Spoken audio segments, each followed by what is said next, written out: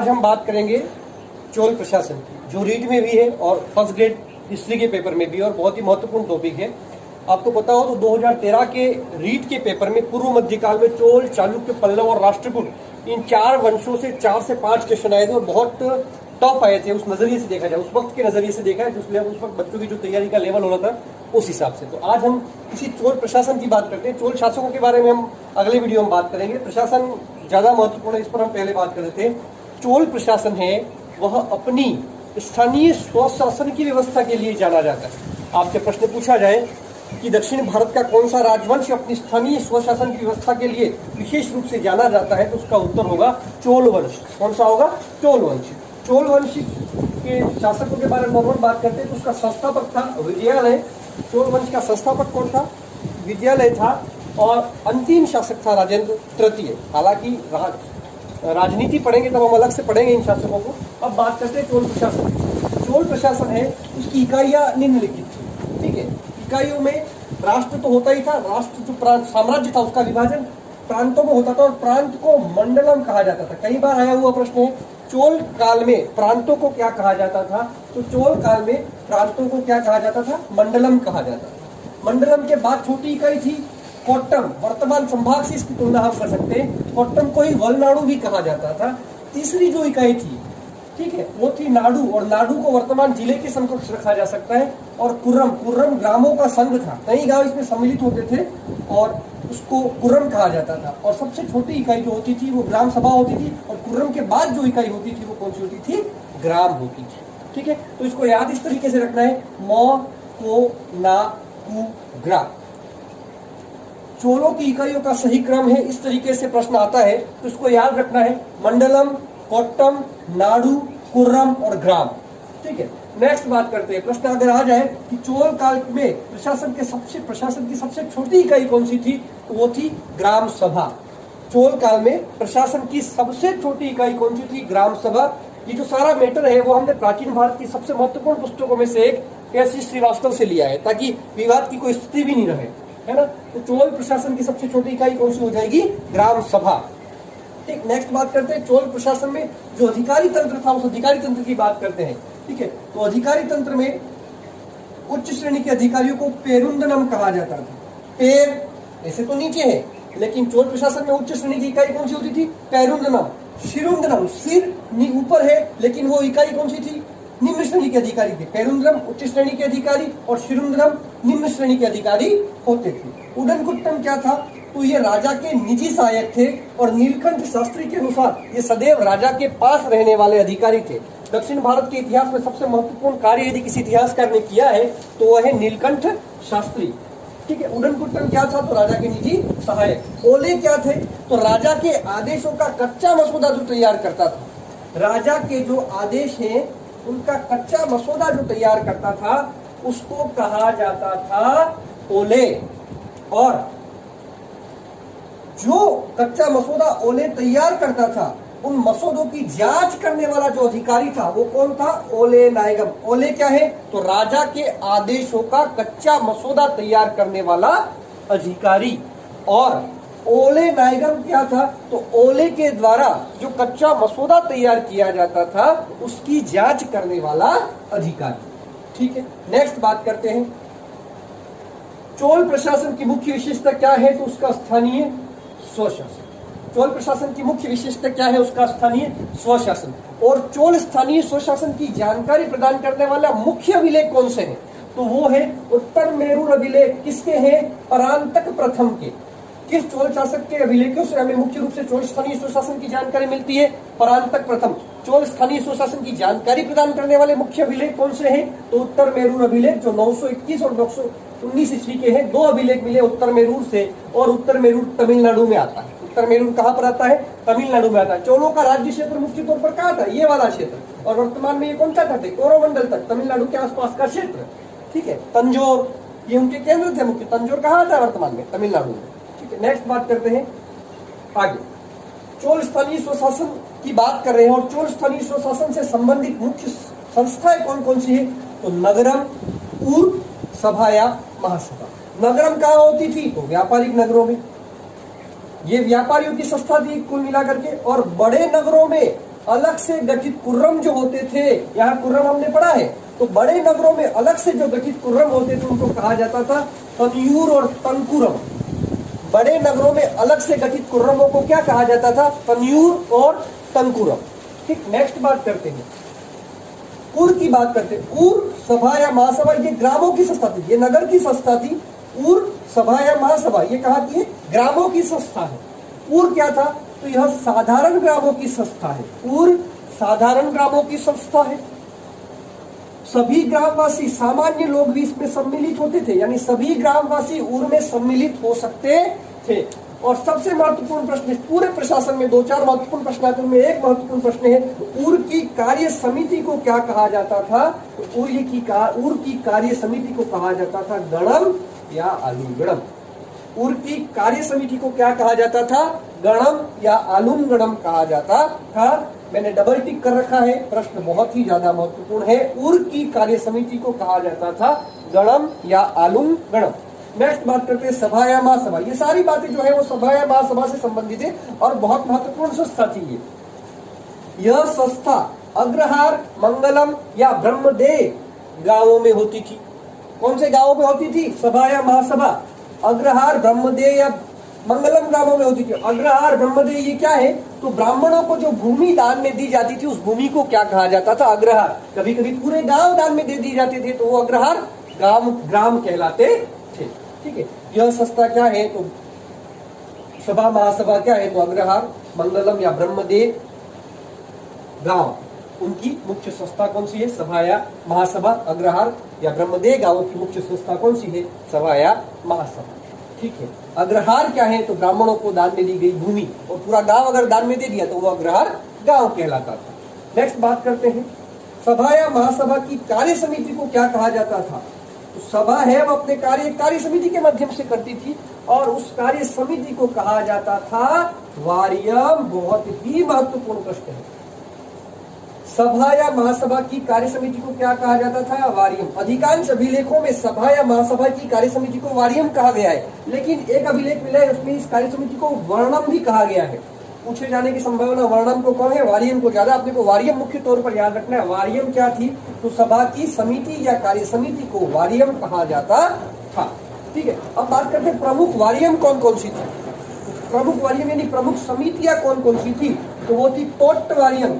उद्यान यानी बगीचों से संबंधित समिति कौन सी थी? तोट्ट वारियम। एरी वारियम, तालाबों से संबंधित समिति कौन सी थी? एरी वारियम। उद्यानों की देखरेख करने वाली समिति तोट्ट वारियम। तालाबों की देखरेख करने वाली समिति एरी वारियम। एरी आयम क्या था ये पूछा जाए तो तालाब की मरम्मत हेतु जो नियमित कर लिया जाता था उसको एरी आयम कहा जाता था। आयम से तो पता चली जाएगा आय है ना। एरी यहाँ पर किसके लिए प्रयोग शब्द? तालाब के लिए। तो एरी आयम क्या है? तालाब की मरम्मत हेतु लिया जाने वाला नियमित कर क्या है? एरी आयम। और एरी वारियम क्या है? तो तालाब से संबंधित समिति। पौन वारियम क्या है? इसको स्वर्ण समिति कहा जाता था। पौन वारियम स्वर्ण समिति थी और इसका मुख्य कार्य था मुद्रा का नियमन करना।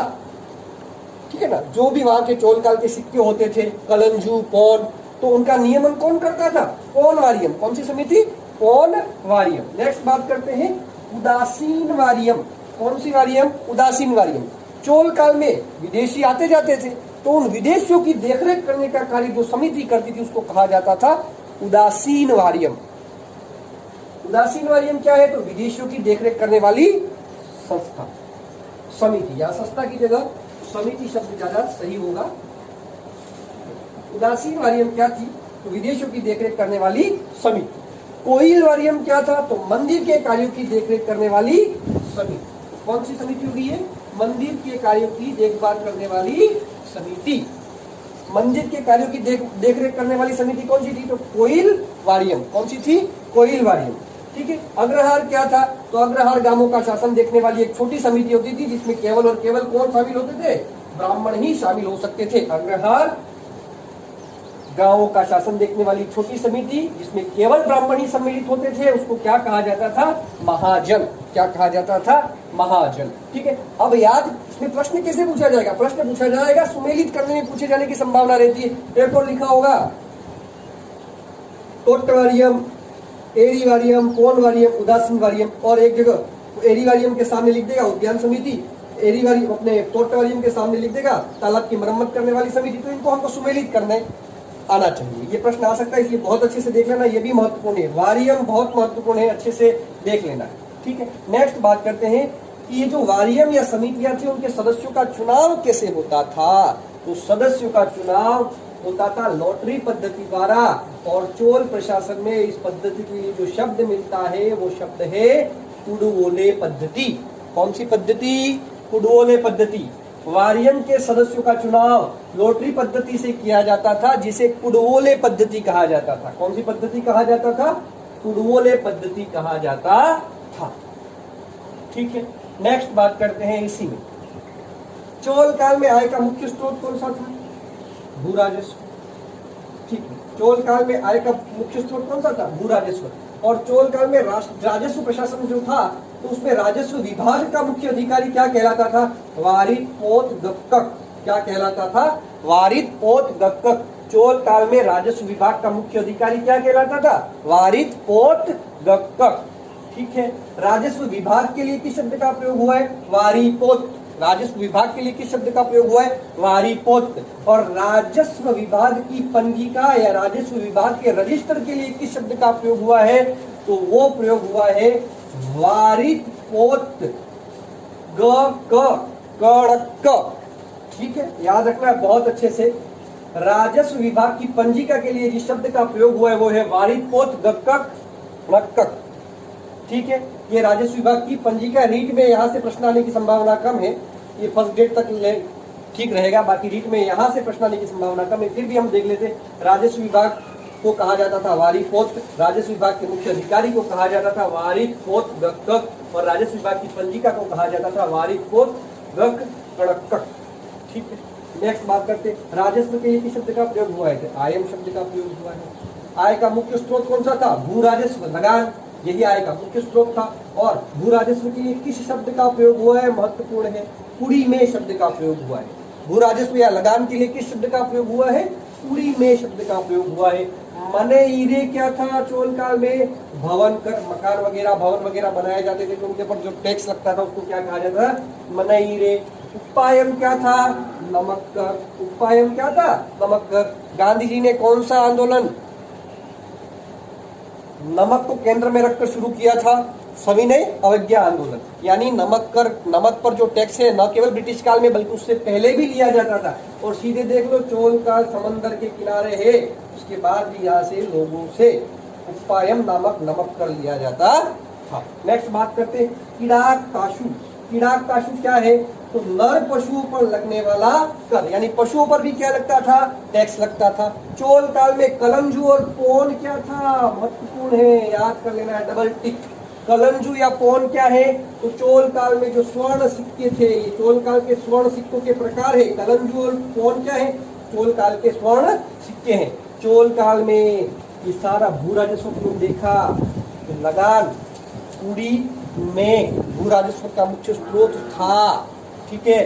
तो भू राजस्व ऐसे अनुमान के आधार पर नहीं लिया जाता था, बल्कि भूमि का माप किया जाता था। और चोल काल में भूमि का माप करवाने वाले दो मुख्य शासक कौन कौन से हैं? तो राजराज प्रथम ने एक बार भूमि का माप करवाया, और कुलोत्तुंग प्रथम ने 2 बार भूमि का माप करवाया। किसने? कुलोत्तुंग प्रथम ने 2 बार भूमि का माप करवाया, और राजराज प्रथम ने 1 बार भूमि का माप करवाया। ये चोल प्रशासन है, बहुत ही महत्वपूर्ण है। इसमें सारे में सबसे महत्वपूर्ण क्या, एक बार पुनः बात कर लेते हैं अपन शॉर्ट में। इकाइयां याद रखनी है क्रम से, मंडलम, कोट्टम, नाडु, कुर्रम, ग्राम, मको, नाकु, ग्रा। चोल काल में प्रांतों की संख्या कितनी थी? 6। कितनी थी? 6। चोल काल में प्रशासन की सबसे छोटी इकाई कौन सी थी? ग्राम सभा। कौन सी थी? ग्राम सभा, ठीक है। और महत्वपूर्ण बात करते, चोल काल में स्थानीय स्वशासन चोल काल की मुख्य विशेषता है। जानकारी मिलती है स्थानीय स्वशासन के उत्तर मेरू अभिलेख जो किसके है? परांतक प्रथम थे। चोल काल में मुख्य संस्थाएं कौन सी थी स्थानीय स्वशासन से संबंधित? तो नगरम, नगरों में होती थी। गांवों से संबंधित 2 संस्थाएं याद रखनी है, पहली उर, दूसरी सभा या महासभा। एक बात याद रखना है, उर एक ही गांव में कभी कभी 2 उर भी कार्यरत रहती थी। कभी कभी एक ही गांव में सभा और उर दोनों भी कार्यरत होती थी, ये याद रखना, ठीक है। कथन में आ सकता है, एक ही गांव में कहीं कहीं पर अपवाद स्वरूप सभा और महासभा के साथ उर्वी कार्यरत रहती थी, सभा या महासभा के साथ उर्वी कार्यरत रहती थी, और कहीं कहीं एक ही गांव में दो उर्वी हमें मिलती थी। उर साधारण गांव की संस्था, सभा या महासभा ब्रह्मदेय अग्रहार या मंगलम गांव की संस्था। सभा की समिति को वार्यम या वर्णम कहा जाता था, उर की समिति को गणम या अलुंगणम कहा जाता था। ये याद कर लेनी है। कोट्वारियम उद्यान समिति, पौनवारियम स्वर्ण समिति, एरी वारियम तालाबों से संबंधित समिति, उदासीन वारियम विदेशियों से संबंधित समिति। ठीक है। राजस्व प्रशासन में भू राजस्व को क्या कहा जाता था? कुड़ी में। क्या कहा जाता था? कुड़ी में। और कलमजू और पौन क्या थे? तो स्वर्ण सिक्के थे चोल काल के। और चोल काल में भूमि का माप करवाने वाले दो शासक कौन कौन से थे? तो एक तो था राजराज प्रथम और दूसरा था कुलोत्तुंग प्रथम। ये जो चोल वंश हमने पढ़ा है वो पूर्व मध्यकालीन चोल वंश पढ़ा है। उससे पहले एक संगम काल आता है, उसमें भी चोल वंश पढ़ते हैं हम। संगम काल में 3 वंश मुख्य रूप से पढ़ते हैं हम, चोल, चेर और पांड्य। उनको हम अलग से 5-10 मिनट में देखेंगे कभी, हालांकि रीट के सिलेबस में वो है नहीं। धन्यवाद।